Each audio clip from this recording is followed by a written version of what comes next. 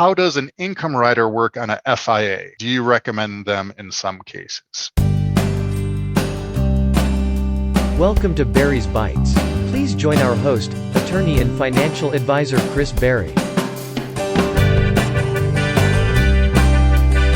Income rider, I'm not a big fan of. When you start talking about riders, you're talking about fees. And also, I think these are oversold because people talk about like, hey, I'm getting like a 35% bonus on this. That bonus only applies to this made up number, which is the income value. So there's two things with the annuity. You have account value. That's the true actual value. You pass away, you get that full account value. And then if annuity has an income rider, they talk about like income value. This is kind of like a gussied up number, and the income value always will be higher. But what they do is they say, okay, if you wait 10 years, now you can take out 5% based off of whatever the income value is instead of the account value. And then bad annuity salesman will show you the illustration and will say, look, there's a 35% bonus, but it's on this income value, which is a made up number. So I think they're oversold. I don't do income riders. And I forget exactly what the statistic is, but like 85% of the individuals or families who purchased these income riders, so paid additional fees,